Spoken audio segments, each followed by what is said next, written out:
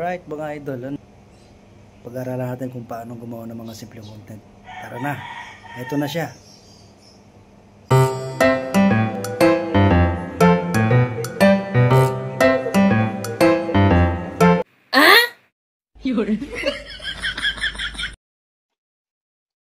Ito na mga idol yung tutorial kung paano natin ginawa yung press effect. Punta ka agad sa CapCut, click mo yan. Tapos new project, click mo yan. Tapos yung video, tapos add mo na agad. Pagka add mo, tanggalan muna natin ang volume. Kasi maingay yung background yan. Check. Tapos, habang naka-highlight siya, hanapin natin yung part na nakasandal na tayo. Yan. Yung part na yan. Tapos, gawin natin sa baba, hanapin natin yung press. Pag naka-press na yan, hindi na yung gagalaw para siyang picture. Habang naka-highlight, sa baba, nakalabas yung mga tools, hanapin natin yung overlay. Hatakin natin pa kanan. Ayan overlay. Click mo yan. Tapos bumaba siya. Habang naka-highlight, yung pinakadulo sa una, yan. Long press natin hanggang sa makarating sa pinakadulo.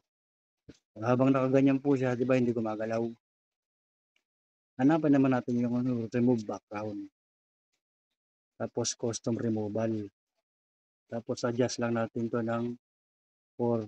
Tapos brush. Kasi wala pa tayong pambayad sa auto removal. Kaya brush muna mano-mano.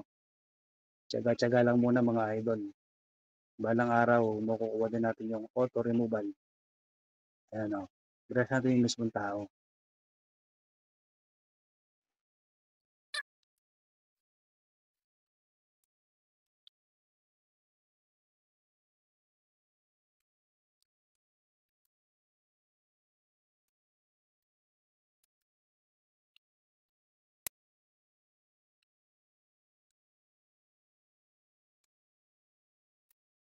Pag okay na mga idol, na brush na natin. Ayan diba? Hanapin naman natin yung ito dito sa baba, yung 3 araw. Click natin yan. Hanapin natin yung splice.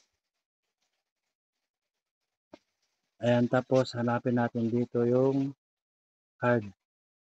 Tapos adjust lang natin siya ng 50 siguro, pwede na yung 50. Ayan. Ayan, 52. Pwede na yan. Tapos check. Tapos kung mapapansin nyo mga idol dyan, nasa labas yung kamay niya, di ba? Ngayon, para yung kamay niya lumabas. Ayan parang blanco, di ba? Ngayon, para yung kamay niya lumiwanag, ang gagawin natin, tap natin yung sa unang video. Tapos, duplicate natin yan. Hanapin natin yung duplicate. Yan. Pag na-duplicate na, yung mismong una, overlay natin. Yan. Tapos, ganoon din, same procedure.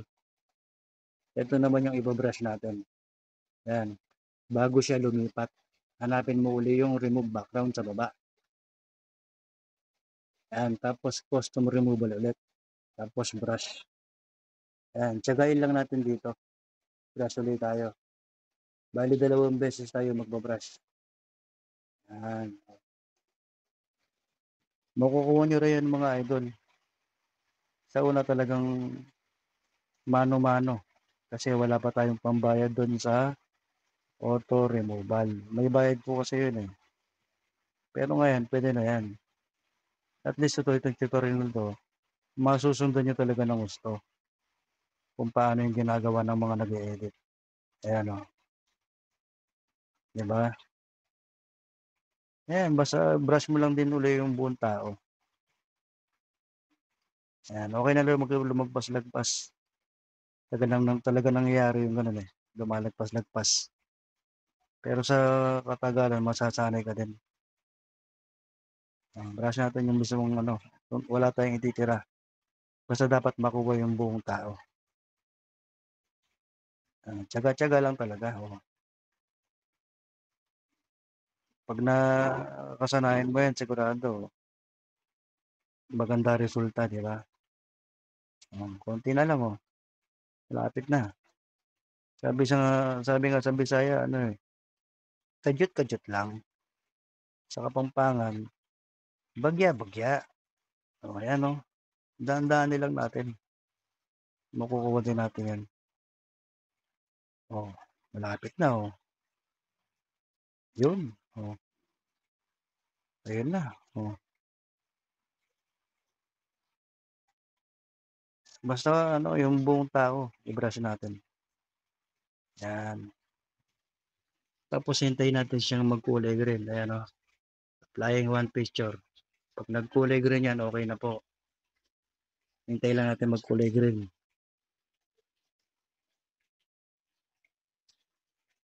Ayan na, malapit na. Yun o. Kulay green na.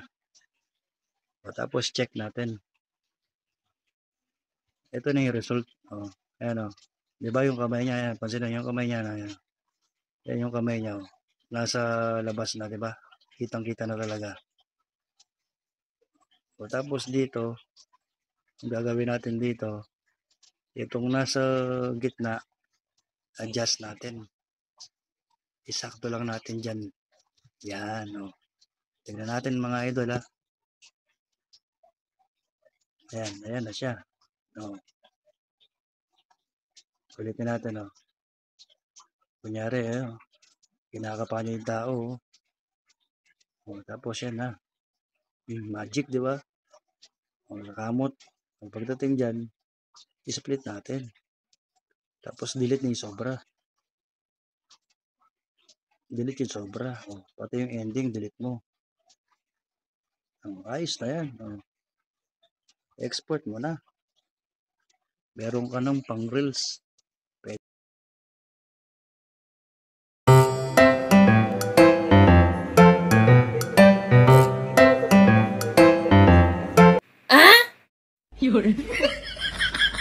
May natutunan ka sa video? Pakipollow mo naman ako para laging updated sa mga video ginagawa ko ng simpleng content. Paki-like and share mo na rin. Alright.